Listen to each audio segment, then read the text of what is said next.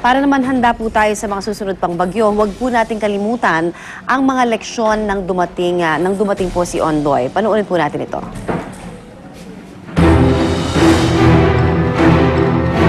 Sinong hindi makakalimot sa mga eksenang ito?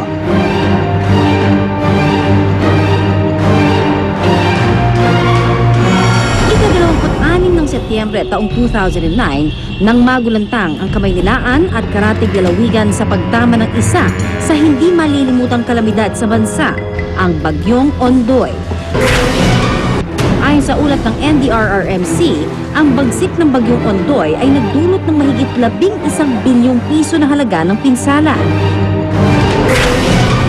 Dahil sa walang tigil na pagbuhos ng malakas na ulan, umabot sa 455 millimeters o 17.9 inches ang ibinuhos nitong ulan sa Metro Manila. Lagpas ito sa record na 334 millimeters na naitala noong Hunyo ng 1967. Kaya naman sa ilang oras na pag-ulan, mabilis na lumubog ang mga kabahayan at nagmistulang isang malaking lawa ang maraming lugar, lalo na sa Marikina, Valenzuela, Cainta, Bulacan at Pangasinan. Signal number 2 lang ang pinakamataas na storm signal noong kasagsagan ng Bagyong Ondoy, pero tumagal ng 1 linggo ang pagkakasuspindi ng klase. Mula sa mga na-stranded sa kalsada, sa mga nalubog ang sasakyan at kabahayan, tunay ngang hindi matatawaran ang perwisyong dinulot ng bagyong ito. Mayaman man o mahirap, walang pinili ang Bagyong Ondoy. Ang Provident Village sa Marikina, hindi lang sa tubig na lubog, kundi pati na sa mabahong putik. Ang maliit na barangay Bagong Silangan sa Quezon City, hindi rin pinalagpas ni Ondoy dahil 54 ang binawian ng buhay. Ito rin ang larawan ng iba pang lugar na nasa lanta ng bagyong ito. Ang maraming buhay na nawala at mga gamit na nasira ay hindi na muling maibabalik. Marami ang nagsasabi na ito'y epekto ng global warming. Kaya naman, sa pag-alala ng bansa sa ikalawang taon ng Bagyong Ondoy, naway sa mga susunod na kalamidad ay mas maging handa na tayo.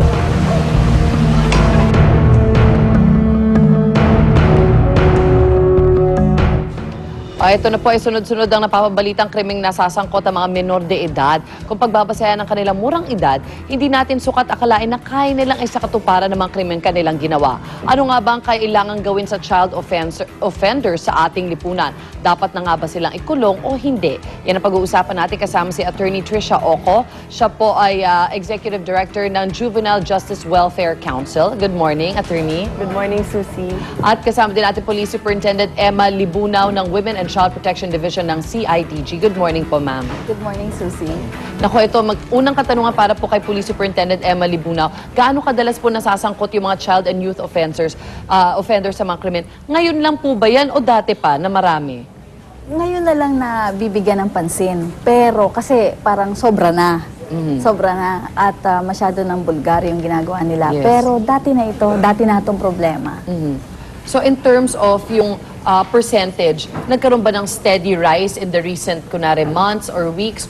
O ngayon lang parang mas nabibigyan ng atensyon katulad sinabi nyo sa media? O sa mga individual reports, kunwari sa mga stations, kung namomonitor niyo, mas tumaas din nga ba talaga lately? Tumataas yung bilang. At saka mas nai-involve sila sa sensational crimes. Sa mga heinous crime na hindi mo iisipin ngayon na kayang gawin ng mga bata. Opo. Pag sino kadalasan yung mga nasasangkot sa mga youth and child na offenders, ano nga pala po yung age pag sinasabi na pasok ka dun sa youth and child offender? Bali, sa batas kasi ngayon, yung below 15 years old, walang criminal liability. Pero dapat may intervention. At yung 15 years old, 15 to 18, pwede na siyang masampahan ng kaso. Kaya dapat merong case study na parang magsasabi na he acted with discernment nung gawin niya yung krimen. Kailangan ipoprove pa. Ipoprove pa yun. May intervention pa rin. Kaya po ba nila ginagawa yung krimen dahil alam nilang hindi sila basta-basta makakasuhan? Attorney, sabi niyo, kailan po ba na-implement yung, kumbaga tinaas nila yung age na accountable na yung mga bata? Na-establish itong batas na ito noong year 2006. At ang coverage nito, hindi po nakakaabot ng 18 years old, kung hindi 17 years old and below. So ang sinabi nung batas, pag ang bata 15 years old and 1 day hanggang 17 years old, yun po ang merong criminal responsibility. Sila yung pwedeng filean ng kaso. Pero pag sila ay 15 years old and below, which means on the date of their birthday, na 15 sila, pababa, kung doon nila na-commit yung crime, wala po silang criminal responsibility. Pero tulad ng sinabi ni ma'am, hindi sila basta-basta pinapakawalan. Kailangan sa kanila nag-undergo nung tinatawag nating intervention program. Kasi sinasabi parang, andaya naman nun, di ba? Pag isipin mo, yung mga 15, medyo may isip na yan, may mga ganyan. Tapos yun, pakakawalan sila basta-basta. Hindi naman po ganon, ma'am. Hindi naman gano'n. Meron nga pong parang naging issue na yung mga polis hindi umaaksyon. Umaaksyon po kami. Talagang kinukuha namin. Siguro merong sa ibang, kasi sa amin, yung pagkuha at itatransfer namin doon sa sinasabi ng batas na dapat responsabling unit ng pamahalaan. Which po? Which unit? Yung pong DSWD, yung pong mga local social welfare officers, at Yes. saka po yung local government unit at barangay. So ang dami palang ang dami palang mga organizations or ng gobyerno na nagtutulong-tulong para i-rehabilitate yung isang bata na yon. Opo. Oo, kasi yung trust ngayon ng ating batas, hindi na lang nilalagay sa korte ang bata. It requires the whole community to work together para dyan sa batang yan. So ngayon, ang laki-laki ng role ng ating mga communities, which means ng ating LGUs. Malaki ang role ng hindi lang kapulisan, hindi lang Yes. korte, kundi yung LGUs talaga natin dahil binabalik ko siya sa komunidad. Dahil ang ayaw nating gawin is ilagay siya sa kulungan dahil pag nilagay mo yan sa kulungan, makokontaminate yan sa mga hardened criminals. Assuming na nandyan siya ng ilang years dahil nakulong siya, paglabas niya, mas malala pa siya kesa nung time na ginawa niya yung krimen na yun. So we don't want to make a child offender into an adult criminal. At saka yung statistics naman, Susie, actually, pag tiningnan mo yung pattern ng statistics natin, nung 2002, hindi pa na patupad yung batas, base sa tala ng mga kapulisan, meron tayong 5,000 plus CICL. Ano yung CICL po? Children in conflict with the law. Sila po Okay. yung nai-report na nag-commit ng crime, pero hindi ibig sabihin na-convict na sila, na-i-report lang sila. Yung iba doon, hindi pa ho lahat na-i-prove. Nung 2006, nagkaroon tayo ng mga around 1,000 plus lang. Okay. Oo. Doon po na ipatupad yung ating batas na-establish noong Okay. 2006. Noong 2007, mga 1,800 lang yan. Noong 2008, medyo gradually tumataas. Tumataas na 2,000. Oo, pero hindi yan drastic na sinabi mong from 5,000 naging 10,000. Okay. Hindi ganon. So ngayon, ang tala natin, 3,355 reported children who have been reported to have committed a crime. So pag tiningnan mo yan, ilan ba ang bata sa Pilipinas? We have 39 million. Wow. Oo, nung Pero 2007. these are also just, you're saying, reported. diba? Reported, So, meron yes, din siguro. definitely. Pero kahit Meron na kasing give or iba. take, sinasabi mo, mas maliit pa rin yun dun sa... Maaring maliit. Kasi yung iba, minsan, hinuhuli sila, napapagkamalan silang mga bukas taxi gang, pero sampaguita Not necessary. vendors, not Alright, necessarily. Kasi ipoprove pa yan kung talagang may kailangan pang investigasyon.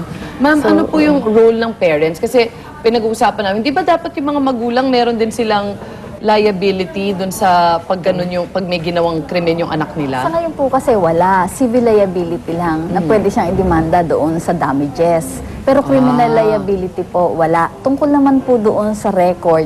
Kasi po siguro, base sa record ng PNP, kasi kung minsan parang siguro po dumating na yung point na pagod na kami.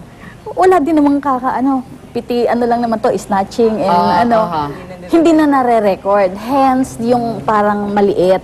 Unlike before, nung wala pa tong 9344, Republic Act 9344, na i-record lahat, na Yes. ibablatter lahat. Para ngayon, And because the age is lower nga, mas maraming tao ang higher ngayon, di ba? But then, the age was lower. So, parang mas maraming sakop yung age na pwedeng i-report. Parang ganon. Pwedeng ganon. Pero pag tiningnan mo yung pattern, prior to 2006 and after 2006, hindi malaki ang heinous crime. Ang pinakamalaki pa rin is theft, which is crime against property. Parang Which theft. just goes to show na dahil yun sa poverty. All-time high yun, Susie, talagang consistent siya. from the very beginning, parating yun ang pinakamataas. Yung mga heinous crimes, nakakaabot siya, hindi ko ina-underestimate ha, pero nakakaabot siya ng mga 50, 60, 10, ganun yung statistics. So pag kinumpara mo, ang karamihan talaga niyan, heinous, yung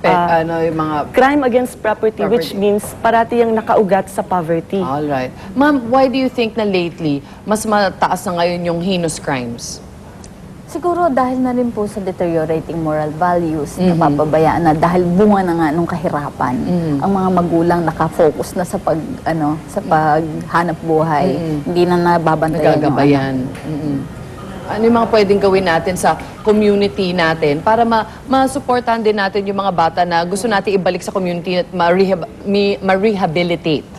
Siguro po, ito na nga yung role na hindi nagagampanan na mabuti ng local government unit, ng barangay, na pinakamaliit na unit ng pamahalaan. Yes. Na sila dapat yung gumagabay at dito sa mga bata.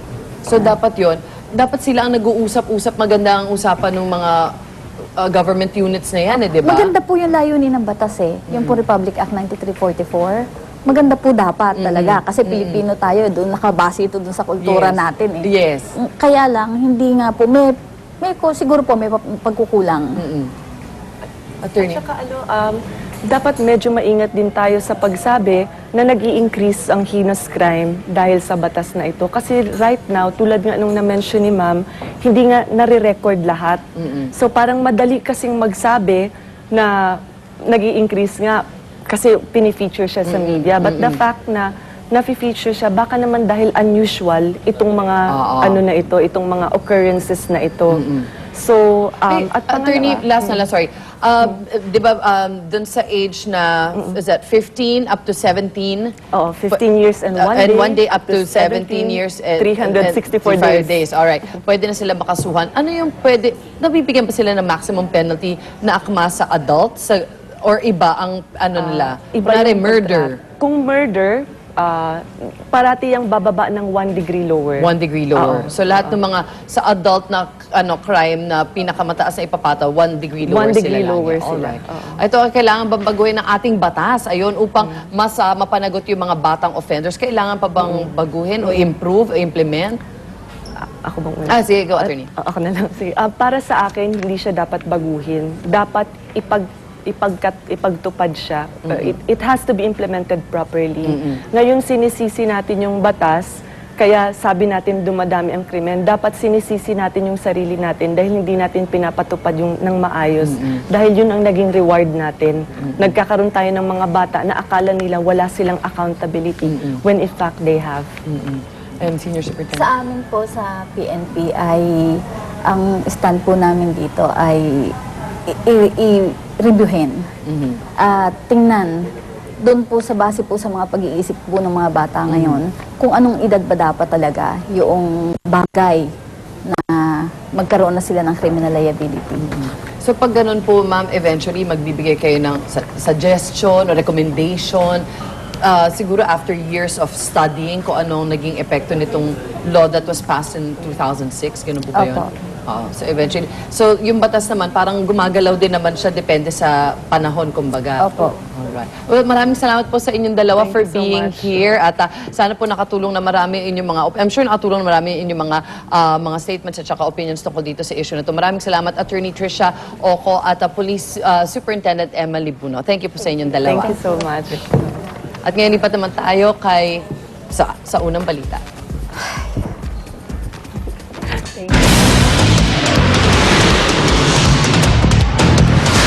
Ang mga unang balita sa umagang ito.